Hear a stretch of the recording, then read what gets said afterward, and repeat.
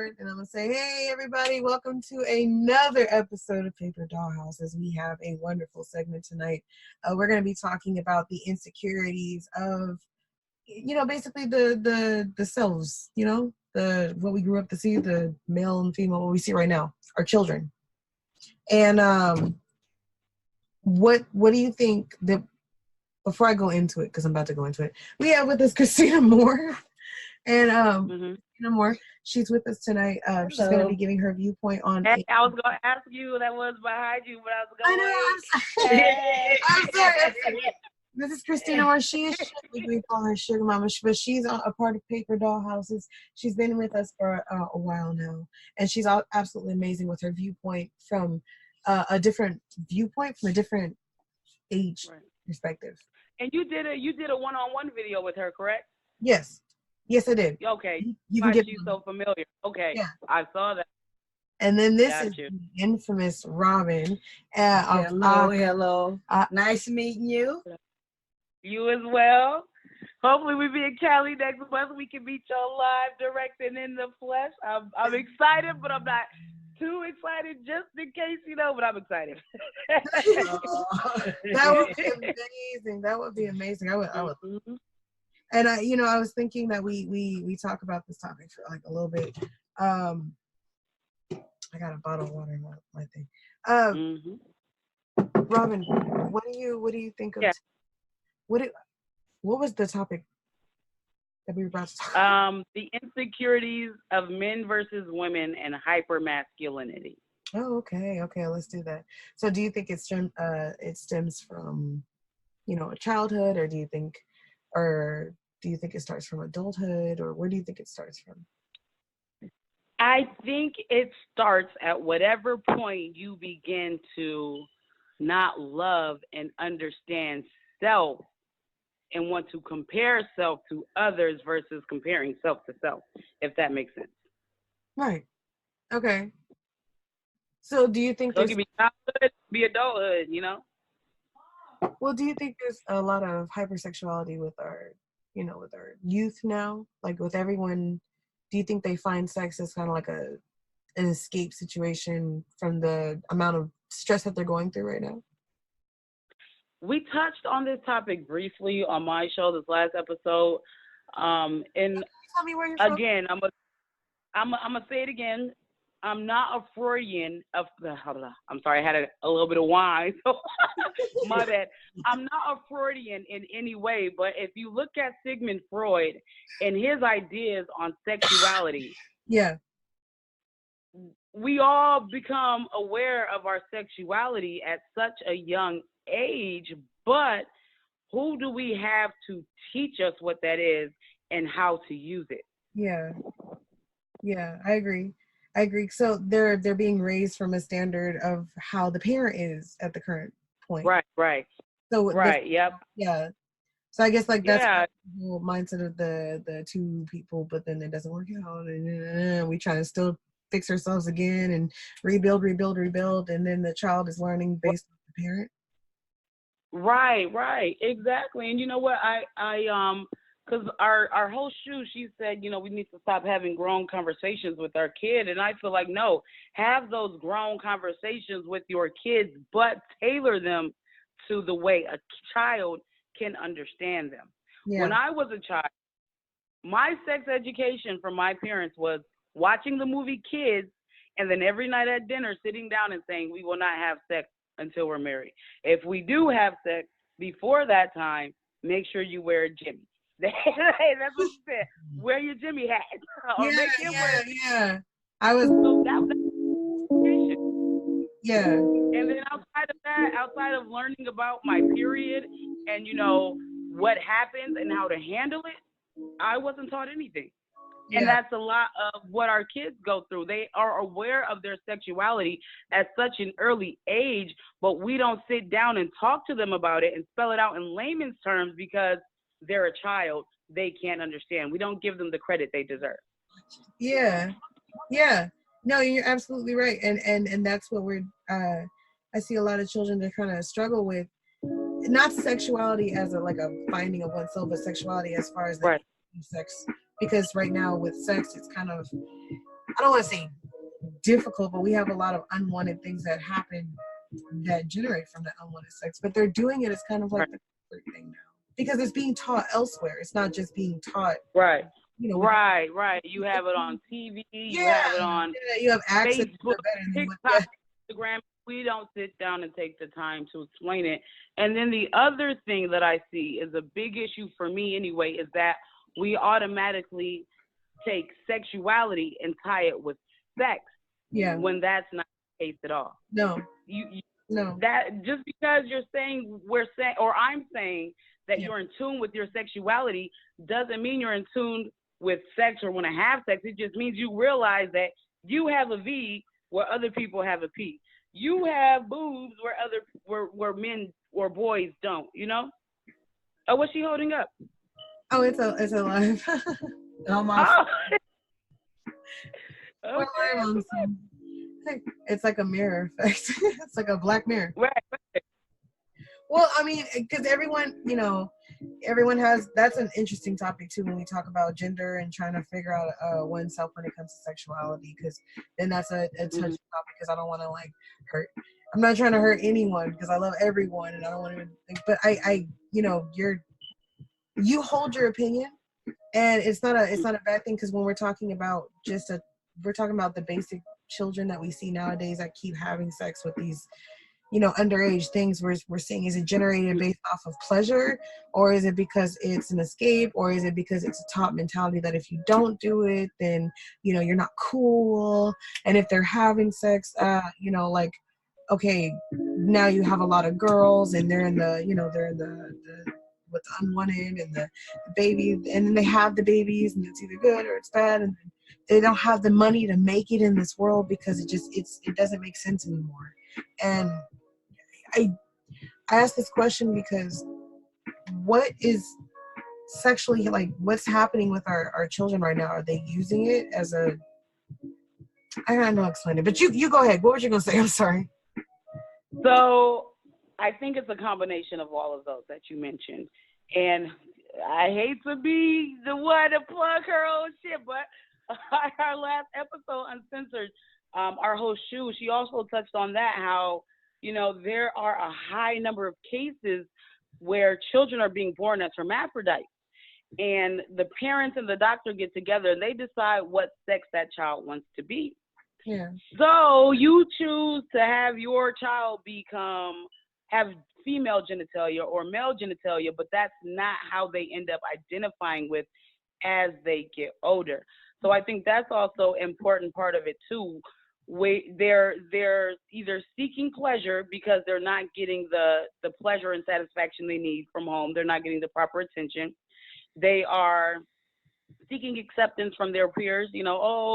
So-and-so, my best friend, and she started having sex, and X, Y, and Z started having sex, and they talk sex. So I want to be included too. And then there also is that case of just pure confusion on all sides, because either one, you don't identify with how you were born, because maybe how you were born wasn't really your choice. Somebody made that choice for you. Or, like I said, no one actually sat down to talk to you and explain to you, the way it should be and the way that it is. Yeah.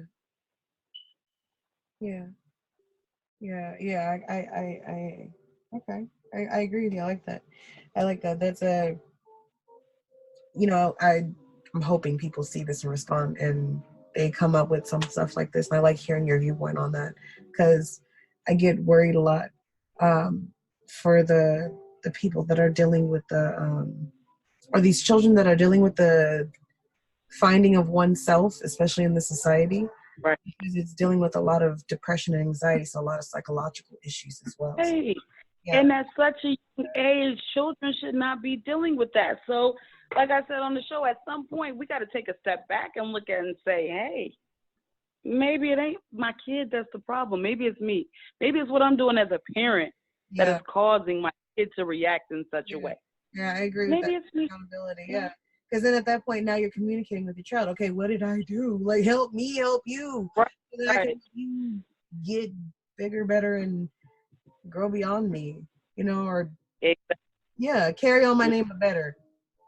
Mm-hmm. Yeah. No, I was always raised, and a lot of us, and I don't know if it's just a Black thing, but a lot of Black families that I know, we're raised with this idea that whatever happens in the home stays in the home.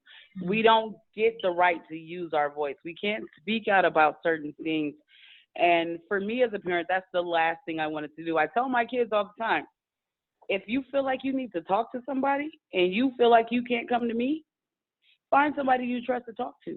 Yeah. But make sure it's somebody I know and I accept and I respect. So that way, if it's to the extreme where they feel like you need help, they're going to come to me and tell me. Or if you feel a certain type of way about something and you don't know how to address it to me, address it to them and then let them come to me and then I'll address it with you. We just, oh no, shut up. Don't say that. Don't say that. Oh, CPS gonna come and get you and what's gonna happen then?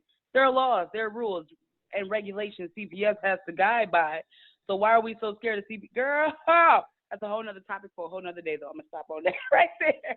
Yeah. But we just, we don't, again, as far as the Black race goes, we don't allow our kids that freedom to be expressive and to just, speak what's on their mind without any type of backlash or repercussions for speaking your mind. Yeah. Yeah. And then they get that fear, and then that fear of failure. If I say something wrong, then I'm failing you as a person, and fear of missing out, because I've been taught that if I do something wrong, then I'm missing out on something because that's how I was taught. So now I have a fear of it. I gave a fear that has now generated into an anxiety that deals with my heart, an anxiety that deals with my brain, an anxiety that stops me and stuns me when I need to progress to my next day type of thing. And right.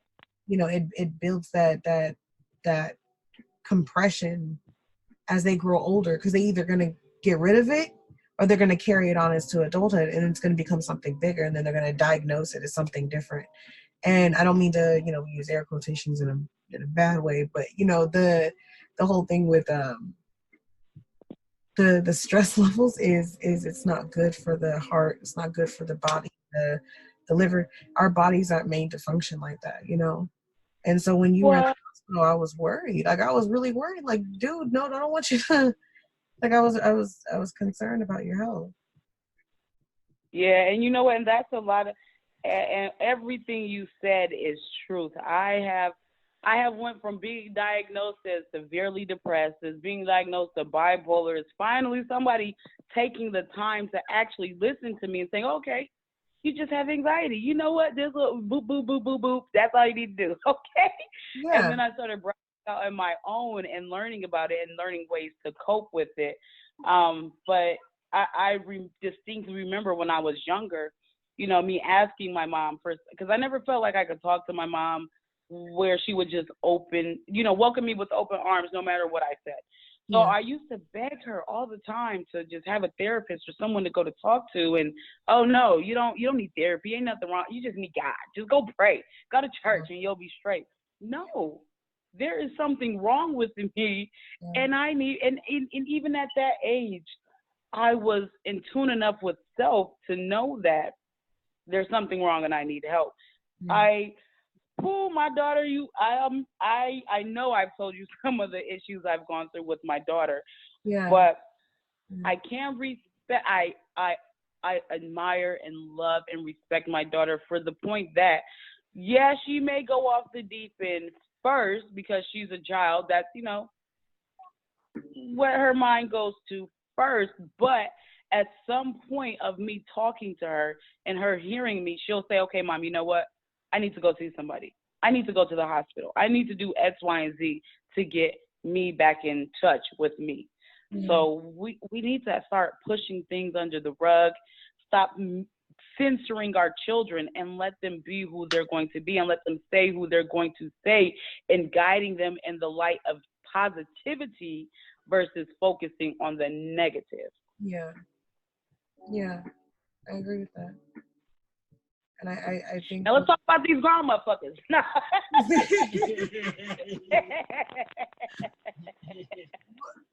So what do you feel like? What's the next step that we need to do as far as for our children with everything? I have this. I say it every day on our podcast. You're saying having conversations. Yeah, I say it every day. Just regular conversation podcast, whatever the case may be. We can't make changes in everyone else's life around us until we start making changes in our own. We can't love anyone until we know what it is to love ourselves. We can't understand anyone until we know what it is to understand ourselves. We have to get in touch and in tune with self, because if we don't, everything that we do, we feel, all that energy just bounces off into everyone else that we have around us. Yeah. I agree with you. So, like you said, the Karen? Can you hear me? Yeah, I can hear you. I'm sorry. Okay, so like the energy that we're giving out and that we're going to receive back type of thing. Yes, correct. Yep. So, if you are a parent, aren't a parent, whatever, future parent, realize that everything that goes with parenting, first it starts with you. You have to have the questions to find the answers. Yeah. So you can't love, I feel like you can't do anything until you get in tune with self. I tell people all the time, you're miserable, you're unhappy because you want to be.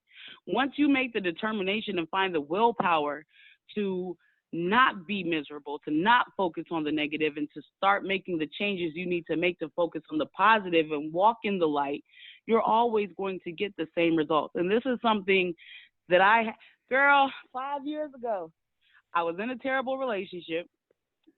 The dude I was with was physically abusive, and one day I was walking down the street and I'm just crying, begging God, why does this keep happening to me? What am I doing wrong? Why does nobody love me? Why does nobody care about me? And the second I stopped crying, I got this thought that, you know what? It's not everybody else. It's you. It's all on you. Once you make the determination to change, and you start actually making the steps that you need to take to change, the world opens. That's true. And it's that notion that you want to get up and do it, because not a lot of people want to get up and do it. And we have to be able to say that, okay, you know what, I can do it. I'm going to make the change. I was thinking when you said that, about wanting to make the change, it's getting, the chicken that made the bread, that she, the hen, and she wanted to make a bread, and she kept asking everyone, will you help me make some bread? And they said, no, not I, said the cat, not I, said the dog, not I, said the duck, whatever. And then they said, okay, well, fine, I'm going to go meal the wheat. So I'm going to go meal the wheat by myself. And she milled the wheat, and she started grinding it down, and she started to make the flour. And then when she made the flour, she said, well, who's going to help me make the knead? Knead the dough. And everybody kept saying, no. Will you help me put the bread in the oven? No. Will you help me put the bread and bake it? No. Will you help me do this? No. So she does everything, makes the bread, and she said, okay, you know what? Who's going to help me eat it then? And everybody says, oh, I'll help you eat it. I'll help you eat it. And no, you're not going to help me, because I made the choice to do everything myself. And I'm trying to. You said what? Yeah, I was trying to share the post.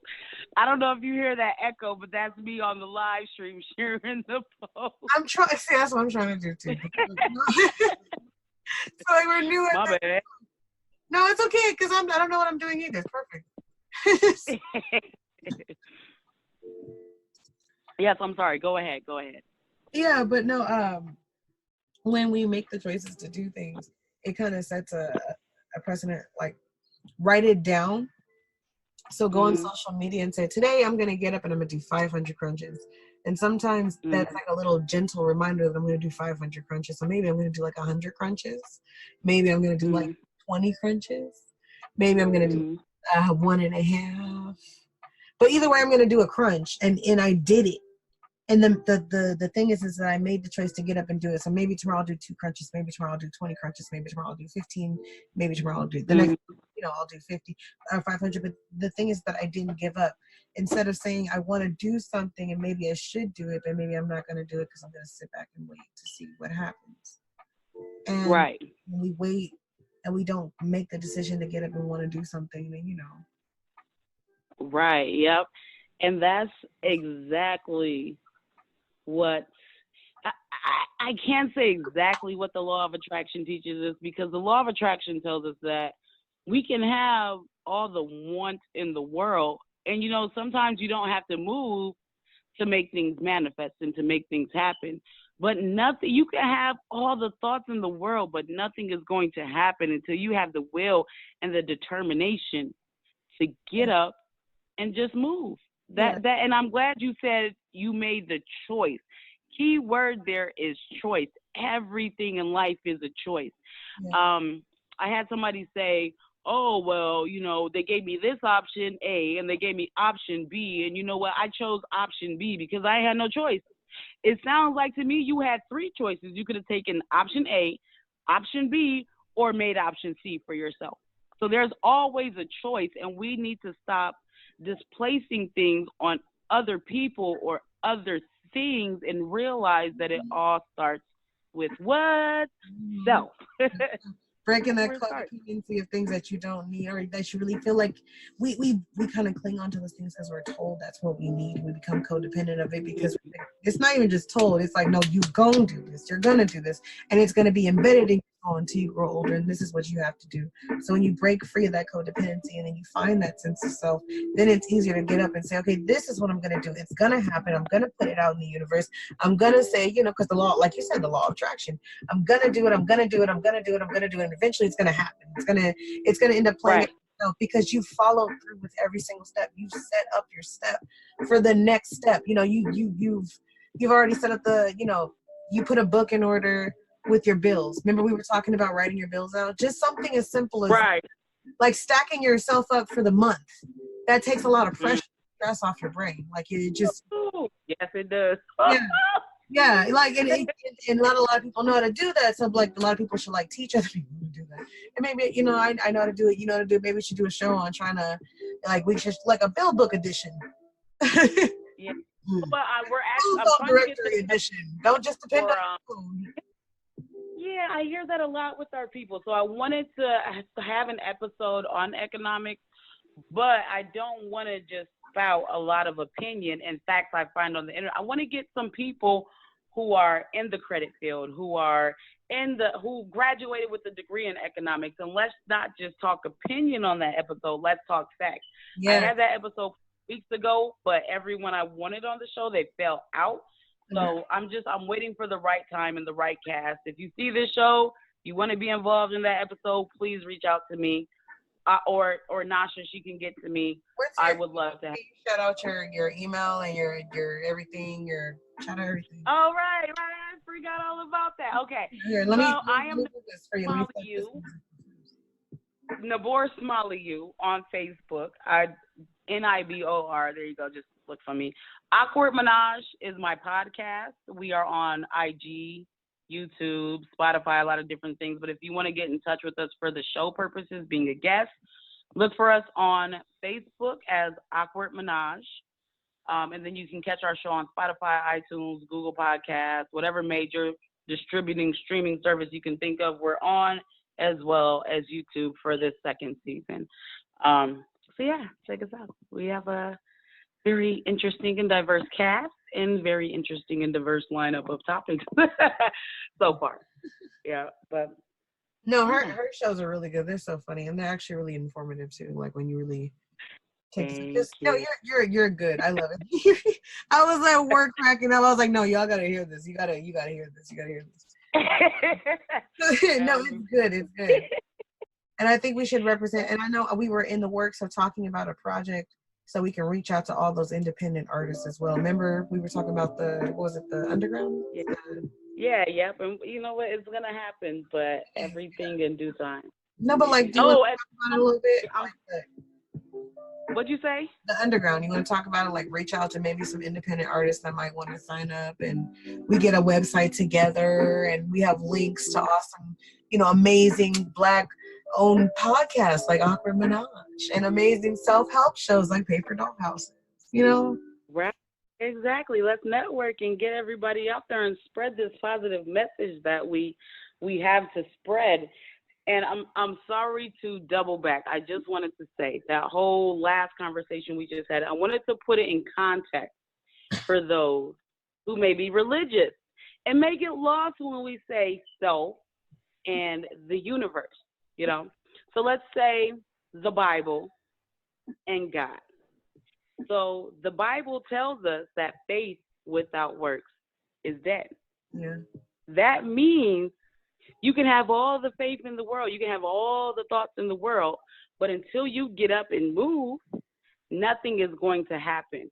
Yeah. I watched this Indian mystic named Sadhguru, and he has this concept that, we cry and we plead and we put everything up to God and give everything to God instead of keeping it internally and keeping it with self. But even God says, you can have all the faith in the world, you can cry to me all you want, you can pray to me all you want, but until you start moving, nothing is going to change. The universe is there. God is there to only move the things we cannot move, but nothing starts to move until we move. Yeah. So that's all I want to say. Yeah. Just a, different perspectives, same thing. Yeah. But yeah. Like when you move, I move. Just. Mm-hmm. But yeah. Oh, who made the move? You move, just like that. I was trying not to say it, but I was like, that's what it reminds me of. It's helping each other move. Yeah, I agree. Modeling for each other. That's what I want to do. We model for each other. We kind of create that path for the next person. Mm-hmm. Yeah. And I think with all this, we're gonna progress to be a better generation. I mean, I don't want to say to be a better generation. Maybe we can help our kids through that anxiety and depression phase too. Mm-hmm. Yeah. And for sure. Maybe they just need someone that they can talk to, someone that they can really relate to, and they find that person that they can, just confide in, right? And that's why. Like, you understand me? I understand. I know, right? Yeah, like a Big Brother program, but it's not. Yeah, that's what I want to. Right. See, our kids shouldn't need a mentorship program. They shouldn't need big brothers, big sisters. We are the big brother as parents. We are the big sister as parents. It's up to us. Don't censor your kids. Don't silence your kids. Let them use their voice. I agree.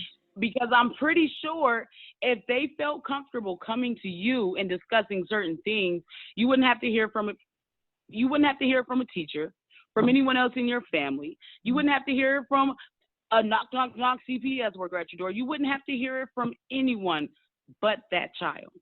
Yeah. We're busily stifling those children. Because that should be an episode with CPS. That's a fear too, because now you have other opinions in your parenting, but your parenting is a struggle because you're trying to figure it out with the less parenting that you might have gotten as a child. Some people have amazing parents. Like, don't get me wrong, I'm not going to sit up here and be like, oh, everybody parent, but sometimes they have moments themselves as parents where they haven't fully grown mentally.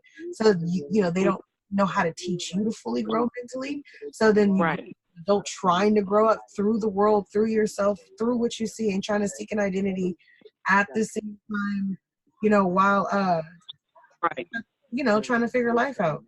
And yep. Go ahead. I'm sorry. Oh, it's cool. So for the I'm thinking about the growing as a child to an adult. I think a lot of things that are missing are that teacher vibe, not even just that teacher vibe, that community. Oh, I can go to every single person in the village.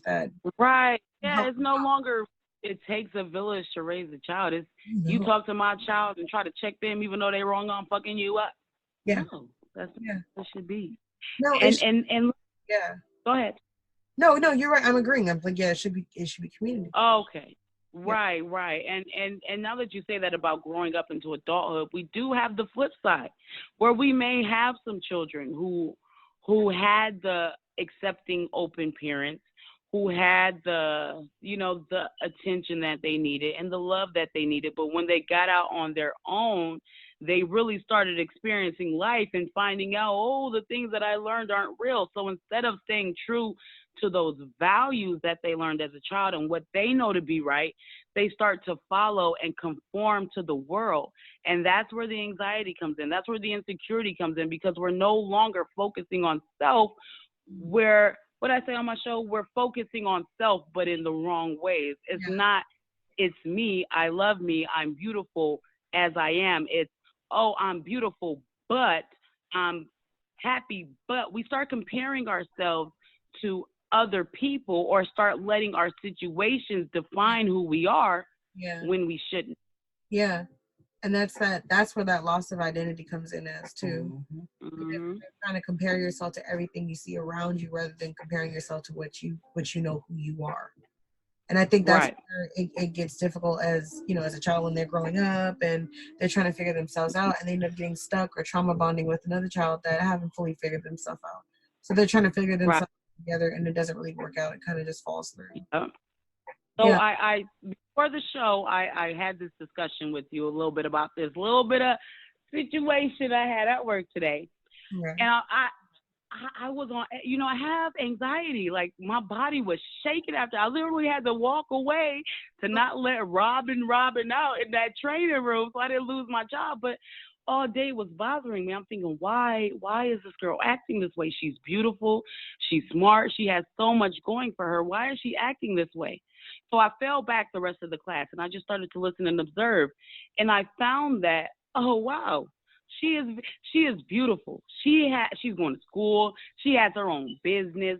She's trying to make something of herself, but you're acting in such a way that is less than being the queen that you are, the goddess that you are. And I said, I just listened to, oh, you know what? Somebody showed her a picture of somebody they said she looked like, and she's like, oh yeah, she's beautiful. She's way cuter than me. Oh yeah, that's cool. But yeah, you're smarter than me. So you have an insecurity there. Where did that insecurity come from? Yeah. I'm gonna make it a point every day to just compliment her on something because she needs that. I feel like she needs that. She's not getting it, and she needs that. But it's just mind-boggling that someone so beautiful and someone who has so much going for herself that she could have such negative thoughts and be such in a negative place that it becomes to spread out to everyone around her. Yeah. If that makes any sense at all. Yeah. Yeah, no, I that does make sense. And it's like seeking that validation everywhere else around her. But right.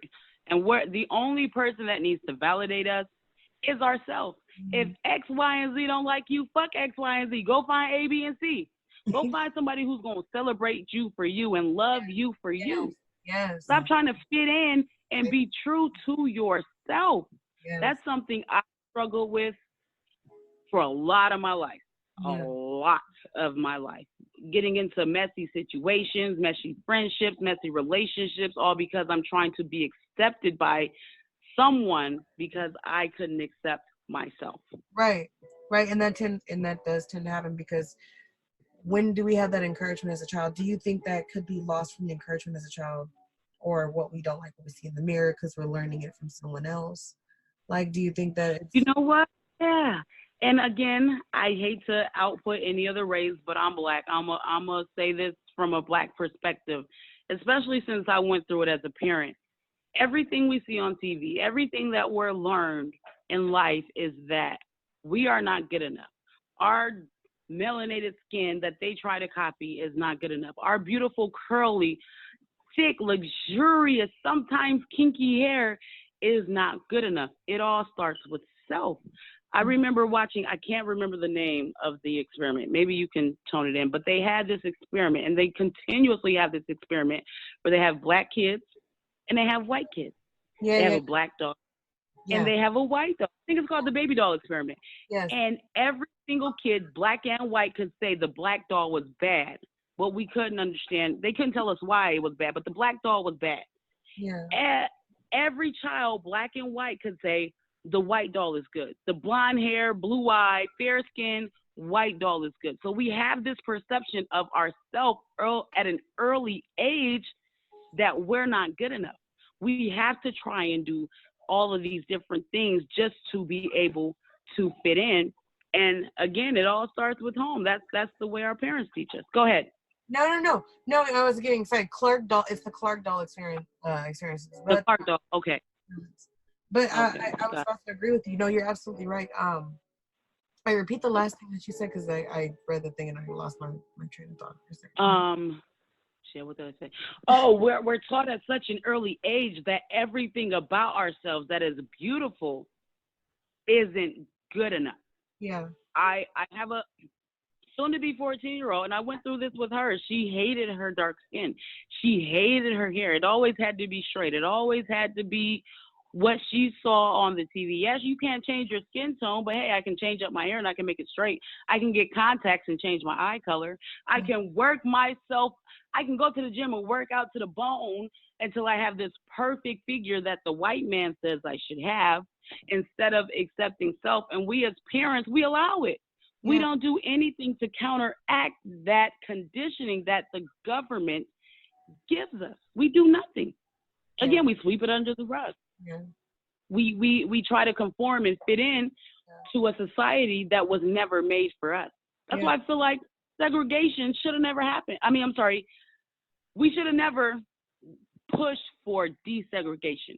We should have stayed segregated. If we would have kept our own ideals, our own culture, our own businesses, our own everything. But it did come with I think now if we're going to if you want that to happen, I think the ideal thing to do is build the economy, or build the, how do I want to say, raise the money, get the money together to get the building to do this. But you can't, because the way that everything is set up, we're trying to get a loan and everything with your color, especially what you're trying to invest into. Because at school, you're asking for, the...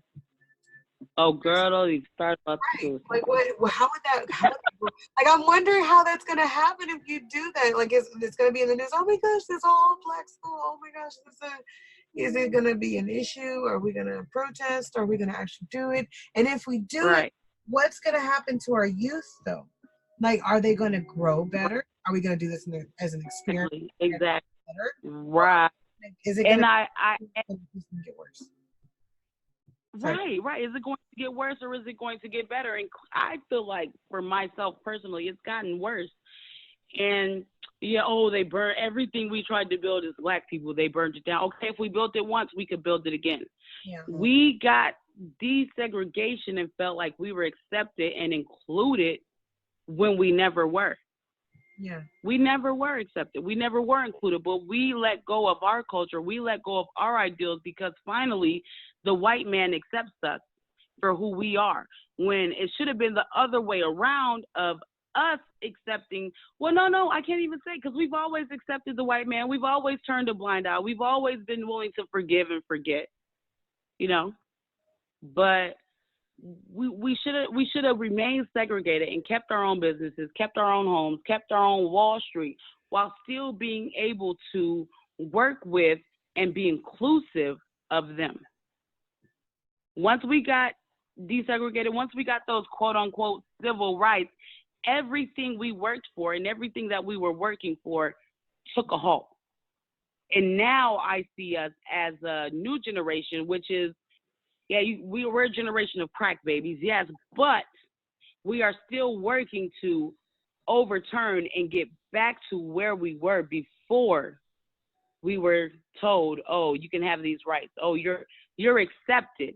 Or you will give you the illusion of acceptance so you can continue to grow our bottom line and depreciate your own. Yeah. Yeah. And work and pay their taxes. Right, exactly. You know what? I had this white girl tell me, oh, my taxes, no, not her taxes, because she ain't work. She on government assistance, but my parents' taxes pay your lifestyle. Oh, your parents' taxes pay my lifestyle. You don't have a job. I'm working. So my taxes pay for not only my lifestyle, but your own. But that means nothing. That means absolutely nothing.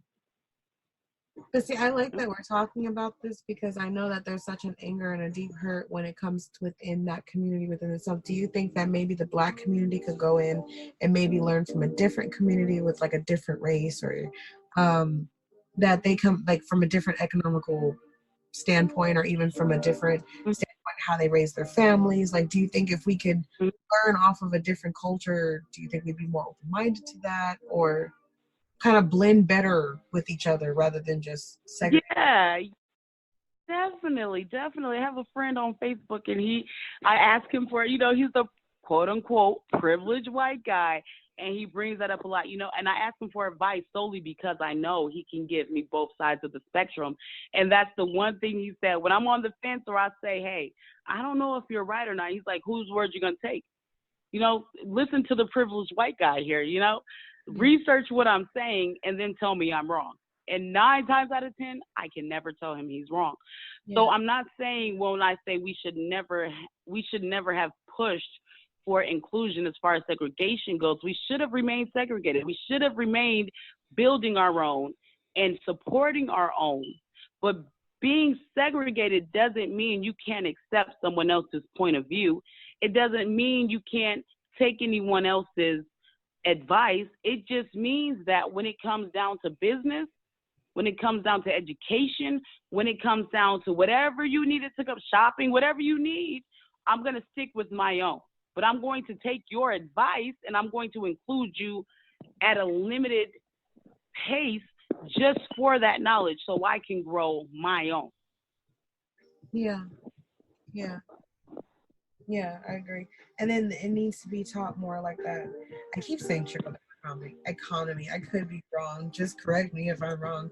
But I'm just trying to create a standard of how different races did it. So I think about Native Americans and where they came from and how they built their generational wealth from where, like they basically did, in a way, kind of take their lands back, and then they got a casino out of it and built a whole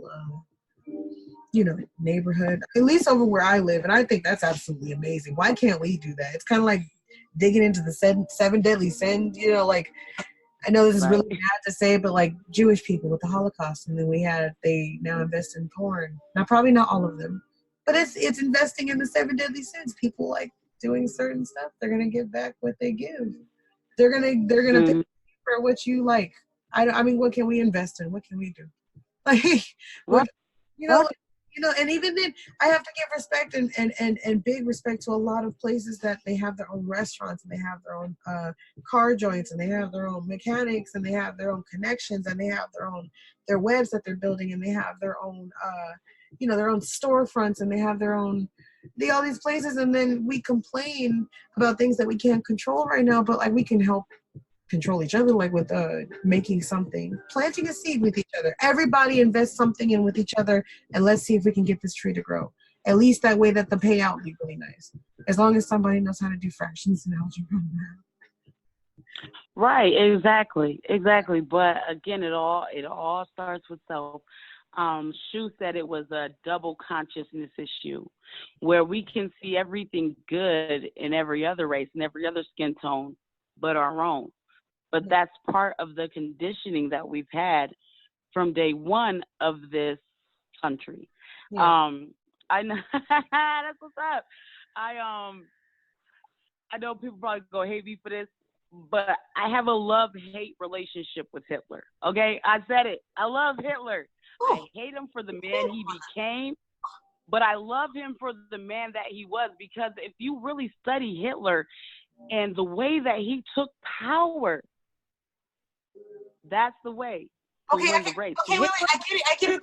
I get it. It's like liking a serial killer because they understand the charisma that comes with it, with the leadership qualities. So I get that. Right. When Hitler got started, he wasn't thinking about going after Jews and killing them and how many people can I murder today.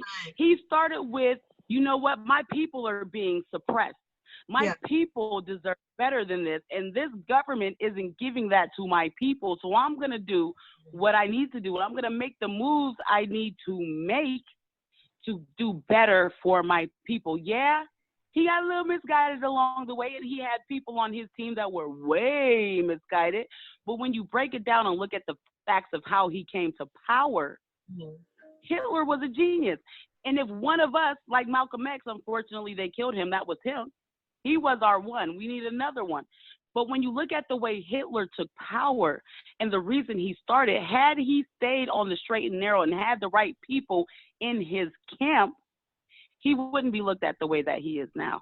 And I feel like had Malcolm X taken more of Hitler's advice and moved in silence and publicated in silence and only showed the force that needed to be shown when it was time to be forceful, he wouldn't have been killed. He would have been able to get a lot further.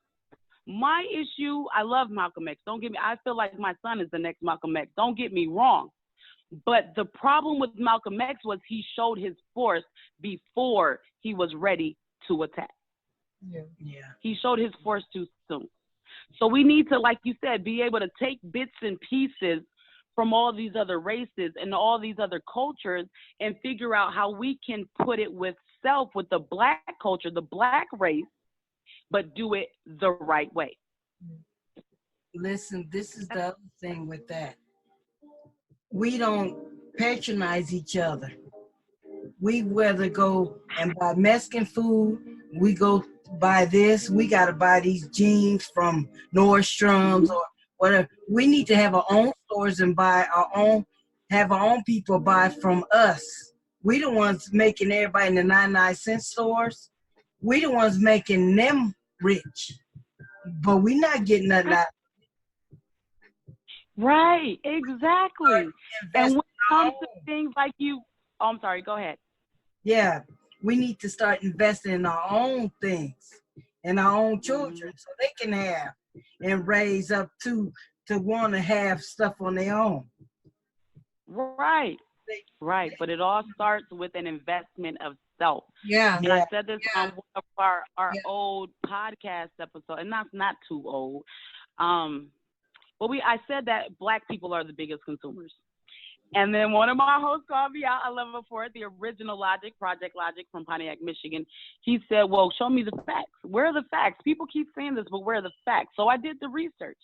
And I have found that, yes, we are the biggest consumers, but in the wrong way. We don't consume business. We don't consume housing. We consume materialistic things, beauty industry, hair industry, fashion industry. Yes. That's where our consumption, and based on our income and how much we actually spend, we are the biggest consumers for the wrong things. Yeah. The entirely wrong things. Yeah. And we definitely need to start putting money into ourselves, right? Motivating ourselves, supporting us, because we all keep begging for change. We keep looking to our governments for change, but nothing is going to change until we change self and we start trying to change those around us that look like self. Trying to, and I can't even say change, but just try to help grow, motivate, and build those. So that if that means you're gonna go to your cousin's hair salon and spend $150 for a sew-and weave that you can go to the Chinese people or the white people to get for $50, why not do it? Okay. Because you're putting the money back into the pocket of someone else that looks like you. You are growing the economy for your own people. You know, Sir Mike had a series on Netflix, and he said the black dollar lasts 6 hours. Black people get money, we can only hold on to it for 6 hours. Why? Well, I heard it like, what does it go through your pocket like water? Like it's the investing in things that aren't really important at the time. Like you said, the investment of facial products that you really don't need all the time. You know, I read those facial cleansers, and it's like the same thing in every single bottle, and there's 50 of them. And so then you start reading it versus like the monetary value versus like the face. So you're buying like a Neutrogena bottle for $7, but it does the same thing as the Clearzone, which is $15. And then you got over here, which is this one, which is the soap with some water. That's like $2.50. Right. You know, but we're gonna put the pretty bottles because people they're like, oh my gosh, it's pretty, and it's people have right. But you know, I find myself spending money on stuff just because it looks good and I think it works. But how well is it really working? I started this experiment with myself because I hear you can't put essential oils on your skin. So I use Neutrogena's pore refining line to clean my face every morning. And for this past week, after I wash my face with that wash, I go back and I cleanse. I wipe my face down with a mix of tea tree and lavender oil. Okay. And I want to get up, but I'm lazy right now. But every morning after I wash my face with that wash and I go back through it with the tea tree and lavender oil to give me some moisture, my face looks like it hasn't been washed at all. My white cotton ball is dirty as hell. Dirty. Yeah. Okay? And I just cleansed my face with this $15. Well, no, I don't think it's that much anymore. I think it's like $8 or $9 facial wash. And you tell me it's gonna clean my skin and purify me and cleanse my pores. So why am I wiping my face trying to moisturize and I still have dirt coming off? That makes no sense at all. Yeah. Yeah, and then so there's, we think about the fact that there's natural things that we can use for our skins, like you said, with the jasmine and the oil and the, like, you find out there's, like, you can look up natural home remedies. Oh, there's vinegar, and then there's some lemon. And then over here, and then like a apple cider vinegar mix with like I'm gonna put something in this, and it makes like a little potion, and then you start aloe vera, so your face stays soft, and then you start drinking a lot of water because you really get some vitamin E. Starts doing like. I take it to a whole new level. Not only does it make your skin beautiful, girl, the things that it does for your JJ are amazing. Okay, so drink your water. Okay, yes, okay, right, but like, and eat more fruits and vegetables, and try, it's that self-love that you do for yourself, and it makes it comes on, what you put on the inside goes on the outside. Right, exactly. And I think that's what we're really I'm starting to see with like a lot of things, and it's if we teach our kids that, instead of saying you should put lipstick on because it enhances your, let's teach our daughters that you should go pick up a book because you got to do this. Right. And that's why am I not beautiful without? I should be beautiful despite the fact, and I should be even more, I should have just enhanced the beauty that I already have. Yeah. With just by putting on that little bit of lipstick. Because I think they're absolutely, I think it's like painted goddesses. I can't do, I don't know, Miss Congeniality, I don't know Rouge from. Oh, yes, right. You know what? I forgot. I hear a lot that I act mannish, and I still, like, that baffles me, but maybe they got a point. But I honestly did not start wearing makeup or really trying to wear makeup until I cut all my hair off, and I was like, I look a little bit like my brother. Let me do something to stand out, Yeah. But and that's the problem. I say we're consumed with self, but in the entirely wrong way. But I can't fully blame us as people, as Black people, because our insecurities are not our own. Our insecurities are the insecurities of the world that we chose. Like you said, we make choices. The insecurities are the insecurities of the world that we chose to adapt into our personal lives. And we have to, Carter G. Woodson made the book, The Miseducation of the Negro. We've all been miseducated. And it's up to us as parents, it's up to us as individuals to undo the miseducation that we have gotten throughout the years. Yeah, you're right. I'm sorry, I didn't mean to cut you off. You're absolutely right. Okay. Absolutely right. Yeah, and I think that's a lot for every culture too. Like it's with the culture that we're having with the these kids with the lost identity and the lost identity of self with their color or colorism. Let's talk about colorism. Like that's a thing too, because there's a hatred of a person based off of their skin color, not based off of their, like their self-worth. And then you get judged, solely based on that. And a lot of girls end up hating each other, and it becomes like a beauty competition rather than becoming. We should be setting a standard. Right. Help each other, raise each other up to be better individuals, and let's help each other and not just be strong in like, that hard strong, like I don't need nobody, but like that strong that's I'm wise in everything that I do. I'm very dependent on who I am, as a person, and I'm also I'm very like self-aware of who I am, right? My identity. Okay.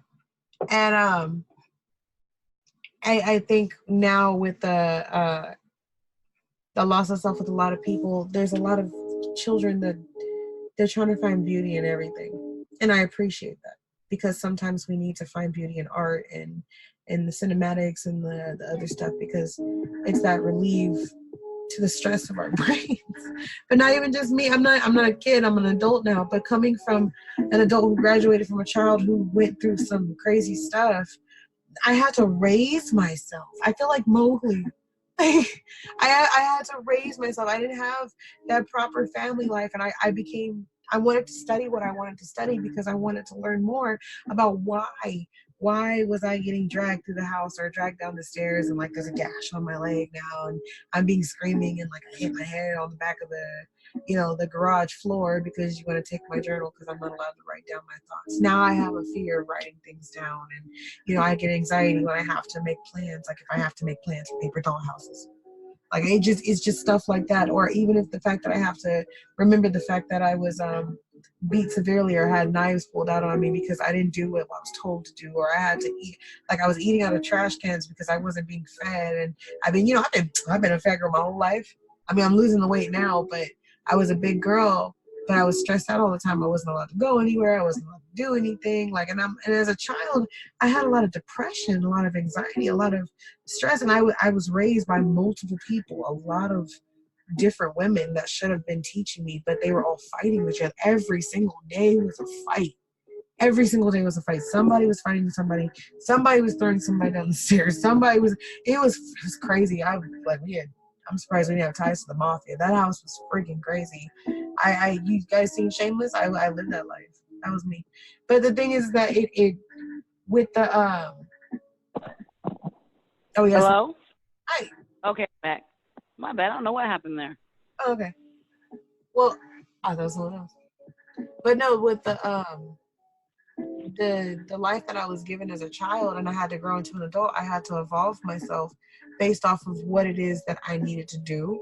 And I had no clue what I was doing. So I had to raise myself through other women because the women I couldn't depend on. And I slowly being taught that I could not depend on a lot of people or a lot of things.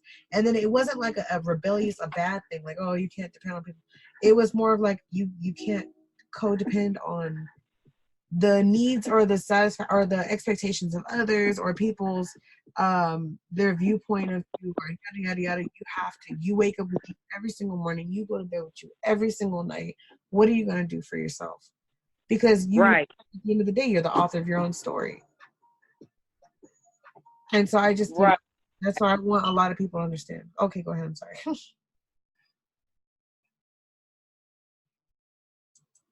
Hello? Taisha, yeah, my bad. My face is so fat. I hit the phone again. Like I said, yeah, it all starts with self, and I felt the same way growing up. I have all brothers. I have two female cousins, and then my mom. My grandma, she was there. We went to Sunday dinner every Sunday, and I had my aunts and all that, but they never really reached out to me in the way that my brothers did at the time, or my brother's friends did at the time. So I became to for myself learn that men are going to be open, they're going to be honest, and they're going to give me the real. And women, they're just going to judge me, try to change me, and do whatever X, Y, Z is. But that was a point in my life where I didn't know myself. I didn't love myself, and I wasn't in tune with myself. Because if we truly love ourselves and understand ourselves, what someone else looks like, what someone else does, shouldn't affect our lives in such a big way. I've actually taken the initiative and the challenge, and I'm proud of myself for that. I've actually gone beyond it. But 5 years ago, I told myself, I'm going to go out of my way to recognize at least one woman, whether it be black, white, Hispanic, Asian, whatever the hell it is, because we all, no matter what color we are, we can all pretty much as women say we have some of the same struggles. So I'm going to go out of my way and give encouragement to at least one woman. I'm going to go out of my way and give at least one compliment to one woman. And now, every time I see a woman, I don't care. I'm going to find one thing about you that I can absolutely say, girl, you did that. And I'm going to give you your props, because we don't get that enough as women. No one else is going to. Yes. The men give us our props, and then the women don't give us our props because we're too busy competing and tearing each other down over a man who 9 times out of 10 may not really care about anything we got going on except for what's in our way. Yeah. And I mean that's a scary thought too. I agree. I made a point that every single time I saw a woman on the street and she was really dressed up and she had her dress and her, or like her pants, and you could tell like she took some time to get that outfit together. I love your outfit, girl. You look so pretty, because I mean it. I feel like she really needed to hear that she did that for not just for herself, for that validation. And I'm giving you that validation, that reiteration. Hey, you are absolutely beautiful. I'm so proud of you for getting up today and making yourself look as beautiful as you did. It makes you feel, it makes you want to, there's a study that shows that when that happens, people tend to do the same thing over and over again because somebody else liked it before. It's basically like, it's a pleasurable thing. It's a really sweet thing. Like, oh, I'm getting this really nice words, and these people are making me feel good, and this dress makes me look so pretty, and someone said I look pretty, so. Yep, exactly. And we need to get that validation from each other and not these guys fully.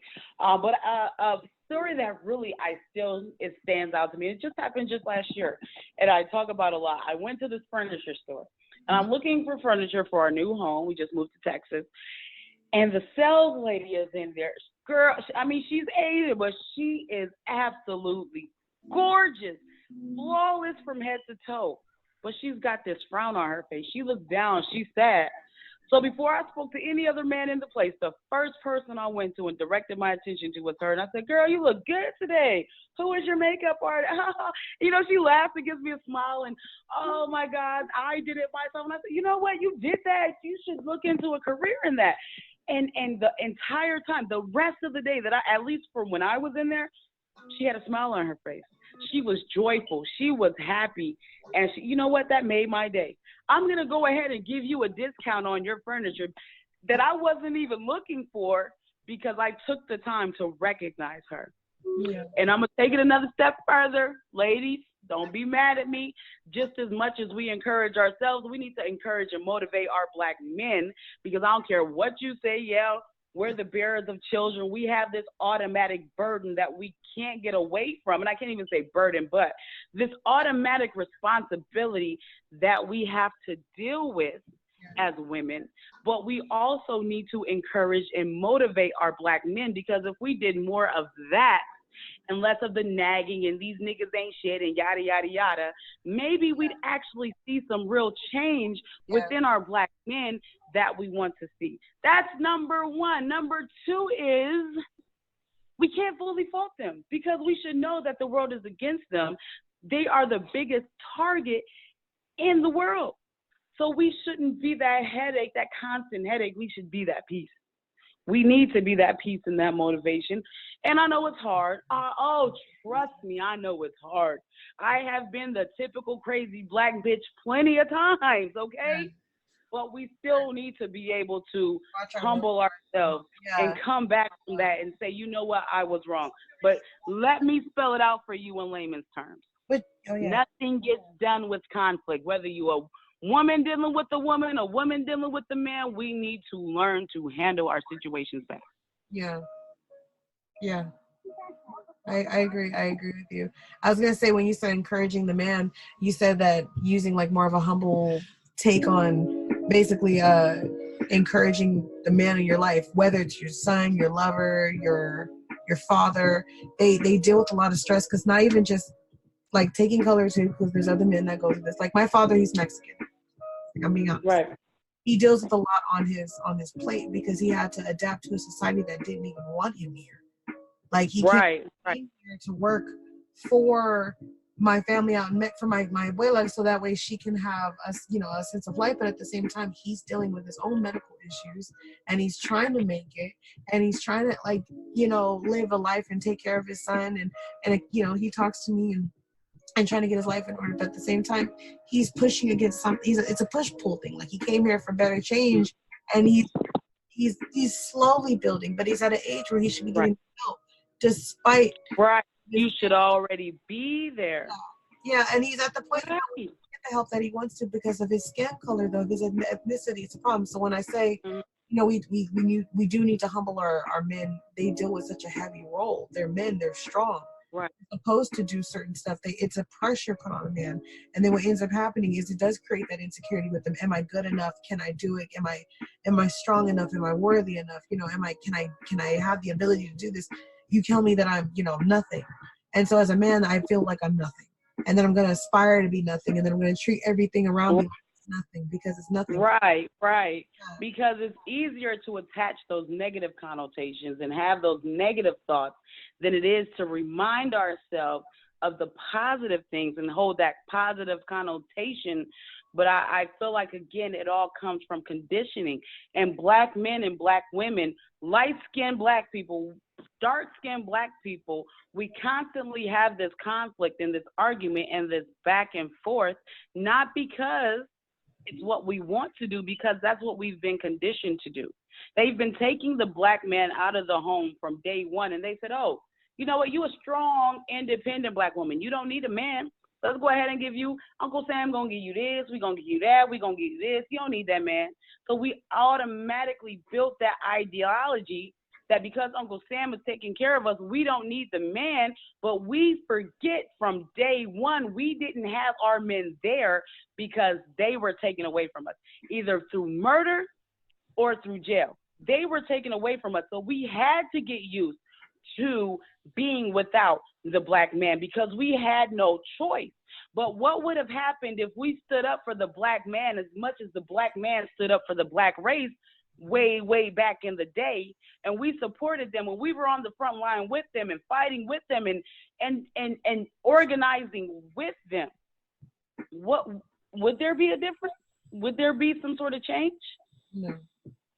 If we stood as a fully unified front, whether you man, woman, light skin, dark skin, if we all grouped together and stood as a unified front, where would we be now? Where would we be now? No, and we'd be governing ourselves better than what's going on. Right, than what we are now. What we are now. And I don't want to discredit those people who may have been, when I say motivate and uplift the Black man, I don't want to discredit those people who have been hurt, like seriously beyond compare, maybe raped, molested. I've been there too in my lifetime.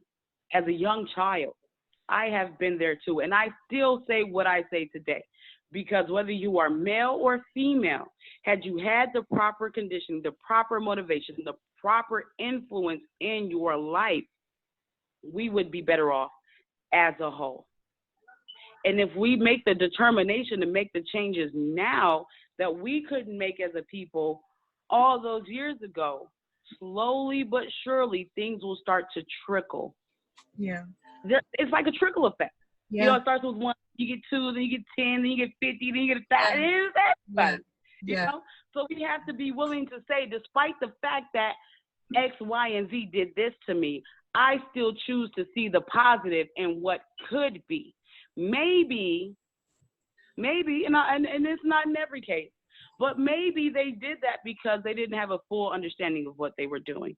Men in this world, they get prided on how many women they sleep with. They get prided on being chauvinistic and egotistical and all these other things. But what if we took a step back and taught people to actually humble themselves? Yeah. What if we took a step back and actually supported the person in a positive way instead of supporting them in such a negative way? What if? Men and women alike, what if? Do you think that we're teaching more hypersexualization, so like focus on the body, so that creates like a barrier for, you know, a person to establish a proper relationship with someone, or even there's something else too, I can't think. When we teach a child something, I don't see a lot of teaching on certain things anymore. It's kind of like a skip generation. I think it's also because we're also stressed out too, but a lot of our kids are being taught, I don't know how to explain it, I'm so sorry, I messed up my own stuff, but like the hypersexualization part, when we have that with our child, are we as women, are we teaching our young girls how to embrace their coming womanhood the proper way? Because we do understand that there are these stigmas with you know, the hypersexualization again of a woman's body, you know, like she can't wear a certain shirt, or a girl can't wear a certain shirt because she's buttoning, you know, she's getting breasts, and then like, all of a sudden, next thing you know, you're getting the, like the meat, this, the that, and the boot, and all that. And like you got the little girl, she's embracing that culture now because you're teaching her that is what's key. So is that what we're doing? Or are we as women saying, okay, that's nice, but what's important is your wisdom and your sense of self and your sense of self-worth, so you can recognize red flags, so you understand what you deserve and what you don't deserve and what you need to let go. But, No. Right. We're not. They're going to develop. I don't think it's that we're teaching the wrong things. The issue is we're not teaching anything. Like I said, majority of us, we just sweep things under the rug. We sweep the issues under the rug. Okay, I hear you, but I don't hear you. We're not teaching anything. We're letting social media raise our children. We're letting the television raise our children. We don't we don't pay enough attention to our children. Like I said, we're too consumed with self in the wrong way. I got a daughter. I go through all of this. She try to go out the house in these skimpy clothes. No. Yeah. Check yourself, change your clothes. Yeah. Because anyone who is worth being in your life and anyone who truly respects you is going to see you and love you, whether you're fully clothed or completely naked. They are going to accept you and love you no matter what. And first season of our show, we had and I brought this up a couple times. We had an episode, Situation Management in Women. And my biggest thing was, yes, it's okay to love your body. It's okay to appreciate your body. But it's not okay to over-sexualize your body. Yeah. You have to realize that not everyone in this world has the frame of mind you would expect them to be in. So sometimes a lot of the situations that we put ourselves in are our own fault. You knew you were going to the club with just you and your homegirls. Did you really have to dress half naked, not knowing that there was no one there to protect you, or knowing that the neighborhood that you were going to go into, that the cops weren't going to come? Did you have to go out like that? Number one. Number two, who taught you or who didn't teach you that you need to leave something for the mind's eye? But we can be sexy, we can be beautiful while still being respectful of ourselves and covering ourselves up. I dress, I let my titties hang, because I got more titties than ass. I do all of that. But I don't do that unless I know, one, I'm not going to sexualize myself in that way unless I know, one, the place I'm going to is safe for that type of thing, or two, I have someone with me, or I'm meeting up with someone that if some shit pop off, somebody try to come for me the wrong way, I got protection. They're going to deal with it. I've seen too many videos on social media of women outside, half naked, men hackling them, men touching them inappropriately and all these other things. But you're by yourself at 3 o'clock in the morning, half naked at a gas station. That's so tired. But sometimes we put ourselves in those situations. Sexualization of things, because do we glorify the woman's body so much where a man feels like, it's kind of like, oh, I have to have it like this because this is how it's made, or this is how I was taught that it has to do. Or are we teaching contentment with our children? Like, are we teaching be contented what's in front of you, that it's not for you like that, if that makes sense? Because then now you have a lot of women talk about, well, it's my body and he should learn how to be yeah, but then also we're also trained how to have, we're trained as so we can make children, so we can build a next future. So it gets really confusing, if that makes sense, because it's a pleasurable thing, but then at the same time, while it's pleasurable, I really don't know how to explain it, but like while it's pleasurable, it's also I don't know, it could be a chore, because it could be a work you don't really need in your life at that point, because you're with right. You're not really sure. I guess I would be what you call a traditional type person, because I feel like certain things are supposed to be left behind closed doors. Again, I think it's a lack of teaching, a lack of training at such a young age. Or again, training on who though? At this point, 2020, training on who? Because that's now you want to know, like, who are supposed to be training? Are we supposed to be training the boys not to look? Are we supposed to train the girls not to, show us? Because it's, back in the day when women and men, everything had to dress, the rules were modesty was key, because modesty is a representation of self. So you don't want a man to hypersexualize you as a person. You want a man So to sexualize yourself. Person, in an entirety, and the sex is something completely different. But nowadays, sex is more accessible. It's more easier. It's more, there's no more courting or dating or anything like that anymore. People just want what they, at that point, and then go for that gratification. Yeah, it's the gratification of it, and also, but it also is, like I said, it's that stress relief too. So it's a two-way. And I wanted to say that we only get what we give. We only get what we put out. So if you're putting out the wrong type of energy, you're gonna get the wrong type of feedback. Yes, you want a good man, you want a loyal man, you want a respectful man, you want a man who's gonna love you for who you are. But every picture you post to IG is of you posing provocatively and being damn near nude. Every picture you post to Facebook. When you go out of the house, everything is too revealing. Yeah, I so I'm in Texas and it gets cold. I found out it gets cold in Texas. But it's still women in booty shorts, short dresses, and all that stuff without the stockings or properly dressed to keep themselves warm, only because we're taught, or we're not taught at such I'm sorry, is that why I kick it in? We're not taught at such a young age that acceptance comes from within. Once we accept ourselves, it doesn't matter. I used to beg and fight and plead with my family to accept me. Used to go out and conform to the standards of the world because I wanted to be accepted by other people. But I didn't find pure joy. I didn't find happiness until I accepted myself. We had a podcast episode on social insecurity, the show with Mr. D4, a very good friend of mine. And we talked about that. And that was my biggest thing. Like, if we learn that just because we're fully clothed, just because we're only showing a little, like the peep boob and shit like that, it doesn't mean we're not beautiful. It doesn't mean we're not sexy. It doesn't mean that we arouse the thoughts of men.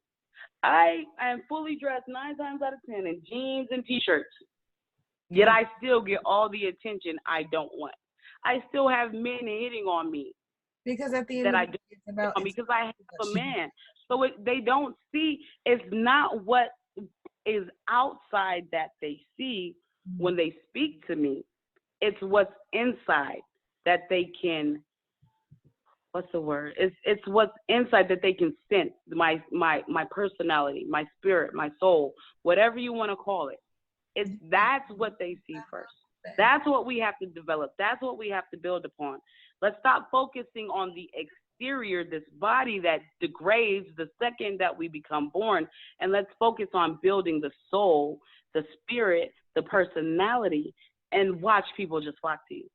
My man always asks me, why are they just drawn to you? Anywhere you go, people are just coming to you, men, women, they just want to talk to you. Why is that? That's because I'm not 100% there. Trust me, I still got some balancing to do within this body I have. But that's because I don't focus on the exterior. I focus on and I grow and I build the interior. I have gotten to a point where I can say hi, I can compliment you, and keep it moving without any type of ulterior motive.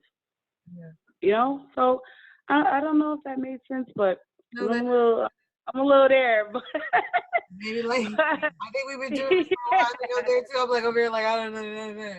But I think I like we should maybe next time, like I said, we do that bill book edition. We'll write out like a bill book, and maybe we could teach people how to do their bills, like a whole bill book. Adulting 101. It's called a budgeting 101. I like that idea. And you still that's a big thing I hear. That's a big thing. Shoot, I'm trying to get my finances together. And while I'm learning and growing with mine, why not teach you step by step along the way? And that's why I started my podcast. The things that I know I'm going to give to you and the things that I'm learning, I'm going to give that to you too. So we can learn together and we can grow together and we can build together. Yeah. The only thing is that's going to stop me from supporting you is your attitude. Yeah. And that's why I said what I said about the girl at work, because she has her own business. And I shouted her out in her business out in my last podcast episode. And you don't know that I'm down to ride for you just because you are a Black woman making strides in this world to better yourself. But your attitude, your perception on life is going to block the blessings that you have coming. And that's something I had to learn within myself too. Mm-hmm. So I'm going to teach you as I learn. I'm going to grow. I'm going to help you grow as I grow. And that's the disconnect we need to, that's a switch we need to turn on and start working towards. Yeah, I agree. Yeah. I am grateful that I had you on today because this was like the most amazing conversation ever. Yay! This needs to be, I know this is the confession series, but this is episode 4. But like we need to really continue these, and I would love to have you on again. And we, like I said, we talk about that Bill Book edition. Girl, I told you.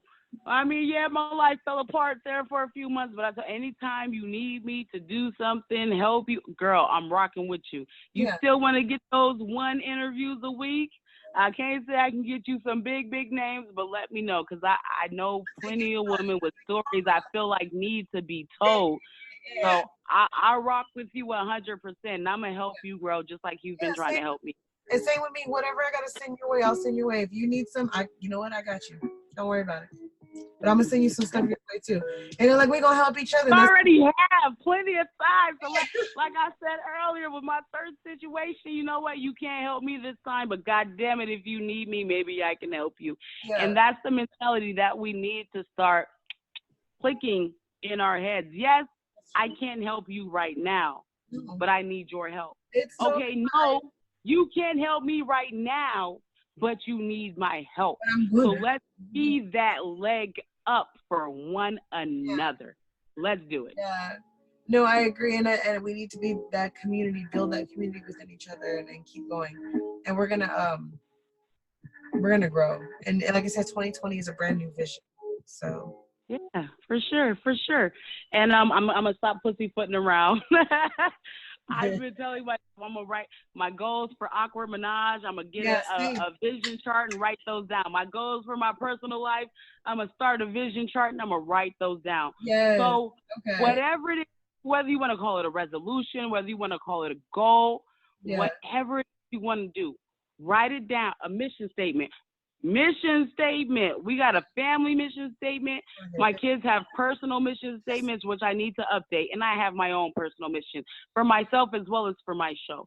So get those goals in order.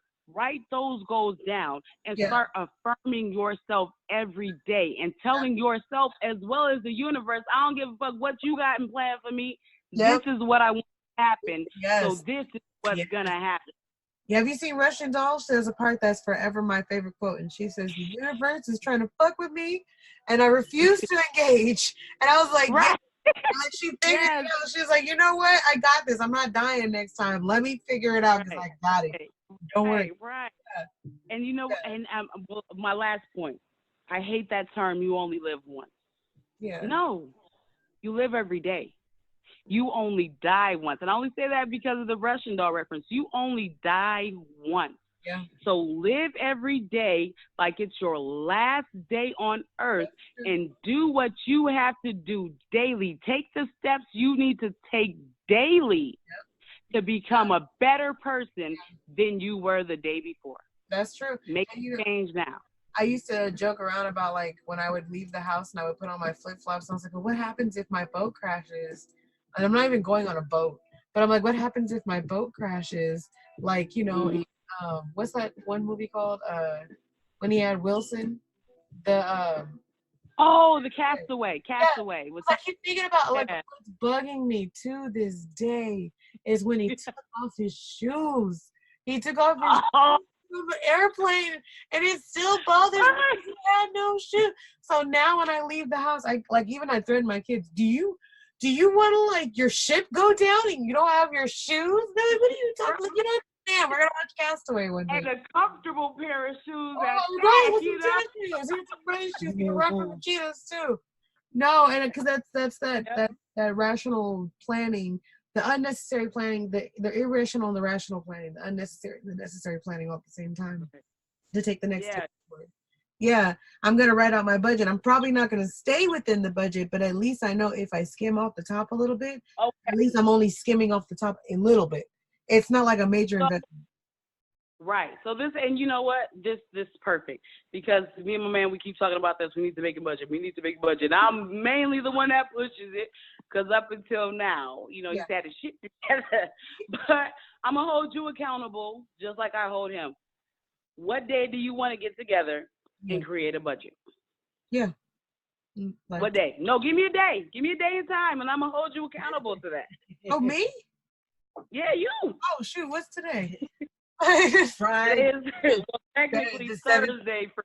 Okay. No, I'm sorry, Saturday for me. You know what? Then let's do a day. What about like this weekend sometime? I'm off Sunday, so Sunday works. Sunday's perfect because I also have another show which I'm gonna do. I'm gonna be introducing a woman to herself. I can't wait. Okay. She's so sweet. And I'm excited.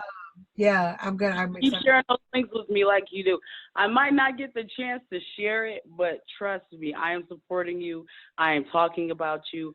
I am reaching out to people on your behalf, and I want to see you do great. I want to see you grow. I know your story. I know where you've been. I know where you're going. I know what you're reaching towards. So, and I want to support that. I do. Thank you. I do. Thank you. You're welcome. And I want to support you too. Amazing Black woman.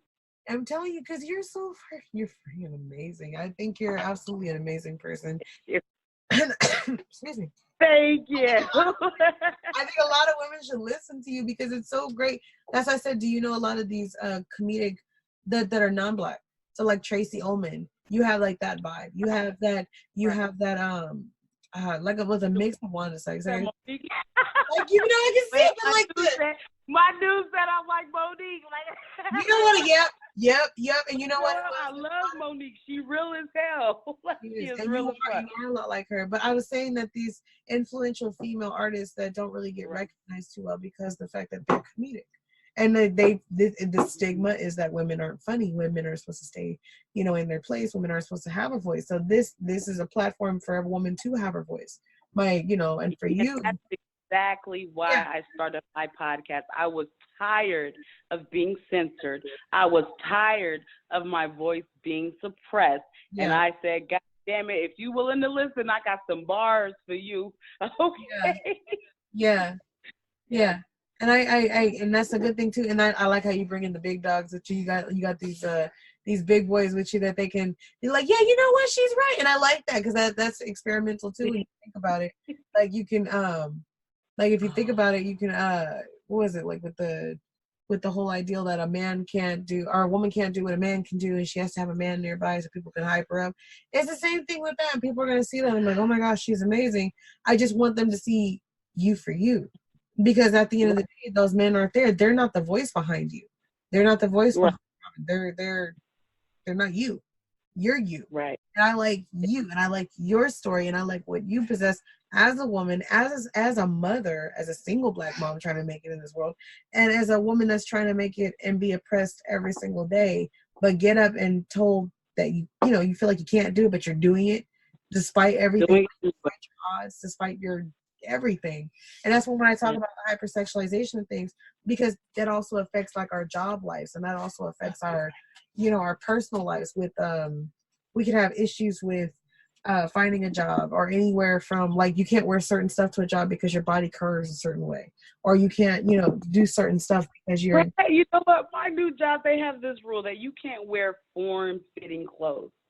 Okay, so let's define form-fitting for people who don't have a form, and those of us who do, whether we want to or not. So, yeah. They make the clothes too. So that's why I said it's a bias situation too. because the clothes are made to accentuate the sexual side. Wait, But also at the same time. that skirt back up. Wait. Let me show you this skirt if you can see it. Hold on. How do I flip my camera though? Oh wait, I see. So I love pencil skirts, right? And I said form fitting, and then he decided to hold up this little pencil skirt that is very form fitting. But right, I know your curves being all the right way. Yeah. You know what? I wore that skirt to work with this Azteca type shirt and a little nice little, I call it the Prince. It's a velour black jacket with the ruffles like Prince had, but his was purple. But I got so many compliments, but I don't think it's what you wear. It's how you wear it. Yeah. Just like it's not what you say, it's how you say it. Yeah. It's not what you do, it's how you do it. Yeah. So I agree. my final thoughts. Jerry's final thoughts. Learn to get in tune with self. Okay. Love self. Understand self. Grow self. And grow those around you. Once you have mastered that, nothing or no one can bring you down. That's true. That's Amen. right. Because you're walking in your own truth. Yeah. Male, female, I don't care who you are watching this right now. Amen. Walk in your truth. And those who are really supposed to be by your side will walk with you. That's true. Period. Stop seeking validation from this world, these people, and seek validation within yourself, and the right people will come. Yeah. Period. Yeah. I don't know. Can I tell a little bit about our relationship? Yeah. I don't know if you know. I know her ex-husband. Never really talked to her, never met her before. I knew her ex-husband before she knew her ex-husband. And it wasn't until they split that we started to grow and develop this relationship, right? But we could have been growing and developing before, but it wasn't the time. When she was ready to make those moves and she was ready to make those steps, that's when we connected. That's when she opened up. That's when we grew together. That's why we're growing together now. So you have to do what you need to do for yourself, just like I had to do what I need to do for myself, just like she had to do what she needed to do for yourself. And when you start doing that and walking in your truth and walking in your own faith, not the faith defined by anybody else, that's when your world starts to change. Mm-hmm. That's when things start to happen that you never expected to happen. Because could I say me and her being cool and talking and being on this show right now and, chit-chatting through Messenger or phone calls would have happened? No. I never would have expected it. Yeah. Never would have thought this would have happened. Because I've always wondered, well, who is she? Can I get to know her? Can I talk to her? Facebook friends for so long, but never really connected. But I fully feel like the time wasn't right. Now is the time. Yeah, well, we did. It was crazy. It was like, oh my gosh, Akasha, we get it. We get each other. Oh my gosh. And you were right. Right. Yo, right. Me too. That's awesome. Like, it was just, I loved it too. I loved, and then I found out and I heard your podcast. And I was like, you know what? I don't care. I like this person, regardless of like how the situation happened. I don't care. Just I love the situation, how it happens. Yeah. But that goes back to certain things we need to walk and move on, and certain things just come together, whether you want to call it the universe, whether you want to call it by God. Yeah. Certain things are divine intervention, and certain things are self-intervention. So start realizing what the difference is, and start walking and moving towards what you want, and learn how to make the universe fall in line with what you want, instead of you falling in line with what the universe. Speaking yourself out, speaking your existence out, and what you're gonna do, like you said, putting that forth. This is what I'm gonna do. I'm gonna achieve this goal, and I'm gonna pick it up and go with it.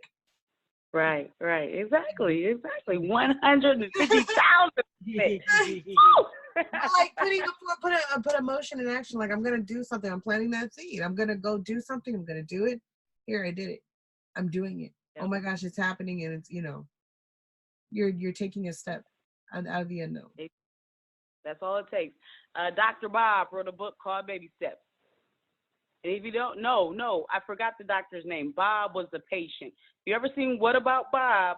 It all starts with the steps. Yeah. If you got to take baby steps, little tiny tiptoes, do it Yeah. until you can start taking giant leaps. Yeah. Start somewhere. I agree. And that's all I have. I'm tired. No, I'm sorry. It's okay. I'm like, no, I agree. I love this show. We got to do this again. We got to do it. Definitely. I told you, anytime if I got the time, I'm with you. I would still want to redo my personal interview because, we were both tired. I know. I remember that day. I was like, well, I mean, we can. I love it. If you want to redo it, we can.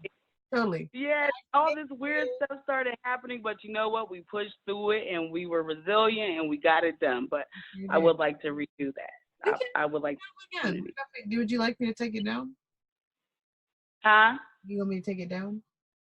Yeah, and I'm going to hit you up tomorrow about what time we're going to do that budget planning and record that episode to help other people create their budget. Sunday. Yeah. Oh, Sunday. Yes. Sunday. That's yes. Nice hold her. You know what? Hey, hold her accountable with me. Okay, we gonna do this Sunday. You gonna be back right where you are. She gonna be where she is. I'm gonna be where I am, and we gonna get this budget together. No, I as well. Yeah. Right. Because we're too beautiful, we're too awesome, we're too smart, we're too amazing to be struggling the way that we struggle. Yeah. All of us. Yeah. We go through a lot. Yeah, we do. Oh, did you hear? I don't know if you heard what she said. What'd she say? Oh, she said it was nice meeting you. She was waving. Oh, yeah. You as well. No, I was waving at you. And then she drank a little wine. It's kicking in. Yeah, I have. I'm sorry, but I watched her video and her testimony, so thank you. I love you. It was nice meeting you too. And as soon as I get the chance to come to Cali, we all three of us gonna do this again, but live direct. Live when we blow up. Yeah. I'm probably gonna edit this part up, but when we blow up and we like in Tyler Perry Studios, Menage got her own studio, Paper Dolls got this big. Oh. Right. No. Claim it. Yeah, because we're gonna. Okay. And it's not even just about the fame part. It's about reaching these people that they need to hear this stuff. They need to get this information out. Yeah. Better awareness. Yeah, and again, I'm still a work in progress. You're still a work in progress, but the key word is work. Yeah. We are putting in the work, and nothing changes unless you put in the work. So start working, start walking, start moving. Stop talking. Shut up. Yeah. And move. Just go. And watch the work. Yep. I agree. Well, it was great having you on tonight. We all about to go to bed right now. Yeah. You have a great night, you and your loved ones, and then we're about to get out to sleep, us and our loved ones too. And you guys have a great night. Bye, ladies. Have a great night. Bye. Remember to like, share, and subscribe to find out how you can become a part of Paper Doll House's team today and get your free interview.